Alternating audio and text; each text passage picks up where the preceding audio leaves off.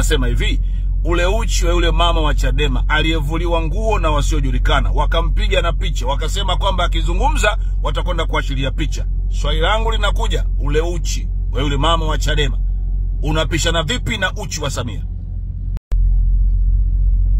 Ndugu zangu wanajeshi, niko naomba tu kwa unyenyekevu mkubwa tuongee kidogo. Oktoba 29 tumepanga kama Watanzania kuandamana. Na sababu za kuandamana mnazifahamu vizuri. Watanzania wamezungumza kwa muda mrefu. Lakini baada ya kuwa wamezungumza na kuweka sababu zao hadharani, tumeanza kusikia vitisho kutoka kwenye jeshi la polisi. Watanzania tunataka kuandamana kwa sababu tunadhani mchakato mzima wa uchaguzi haujakaa vizuri. Na kwa hiyo tunaandamana kuidai serikali yetu ibadilishe huo mchakato ili ukae vizuri, ili kwamba Watanzania wanaochaguliwa katika nafasi mbalimbali wawe ni wale ambao sisi raia tumetaka wawe katika nafasi hizo. Polisi wanasema tukiandamana kwa sababu hiyo watatuvunja miguu kwa kutupiga risasi. Ninyi wanajeshi wa jeshi la wananchi wa Tanzania, mnadhani kwamba tunapoandamana kwa sababu hiyo ya kwanza tumekosea?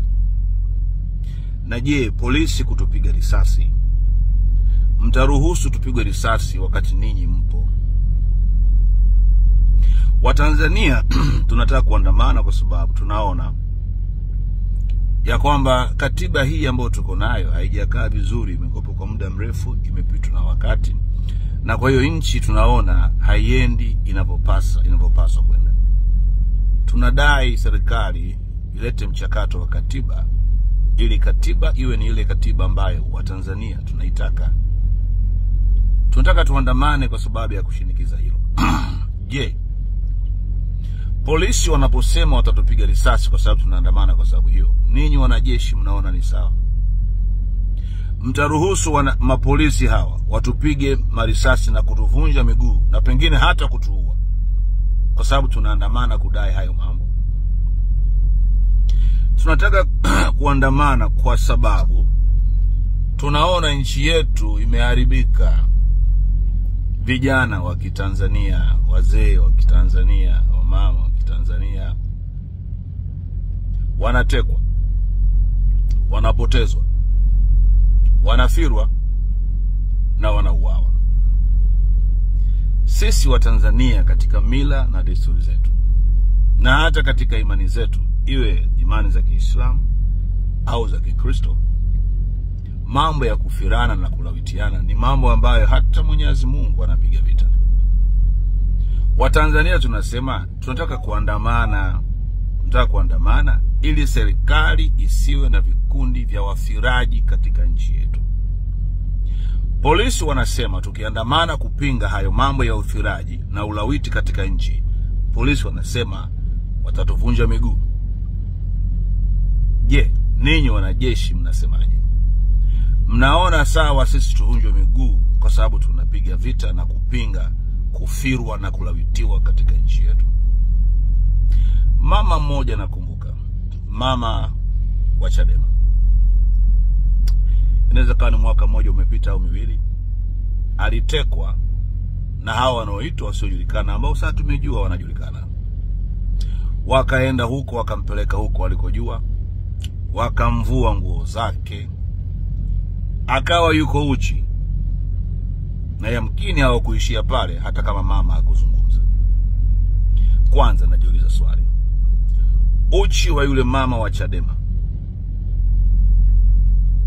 unapishana vipi na uchi wa Rais Samia? Nimepozi kwa makusudi kwa sababu najua nimerusha bomu, lakini nataka likuingie vizuri. Nasema hivi, ule uchi wa yule mama wa Chadema aliyevuliwa nguo na wasiojulikana, wakampiga na picha, wakasema kwamba akizungumza watakwenda kuashiria picha. Swali langu linakuja, ule uchi wa yule mama wa Chadema unapishana vipi na uchi wa Samia? Mimi nilitarajia rais mwanamke, baada ya kuona kuna wakina mama wanavuliwa nguo katika nchi yake, angechukua hatua kuwatetea akina mama. Yuko kimya. Yuko kimya. Yuko kimya. Watu wanafirwa. Na sisi tunasema hatutaki watu wafirwe. Polisi wanasema watatuvunja miguu. Ndugu zangu wanajeshi, mtaruhusu tuvunjwe miguu kwa sababu tunapiga vita kufirwa katika nchi yetu? Mtaruhusu? Ni nini ambacho sisi wa Tanzania tumesema kwacho tunakwenda kuandamana, ambacho kinapingana kabisa na katiba ya Jamhuri ya Muungano wa Tanzania? Kipi? Mpaka sisi tutishiwe kuvunjwa miguu na jeshi la polisi? Ni nini hasa? Hayo madai yetu tunayodai yanapingana vipi na katiba ya Jamhuri ya Muungano wa Tanzania? Mpaka hawa polisi hawa tunaolipa kwa kodi zetu watamke maneno ya viburi kama hayo ya kwamba watatuvunja miguu.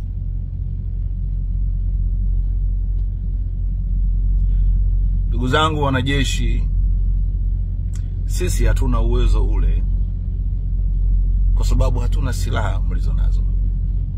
Yamkini tungekuwa na silaha mlizonazo, wala tusingehitaji kuwaomba mtusaidie, kwa sababu sisi wenyewe tungeshughulika na polisi.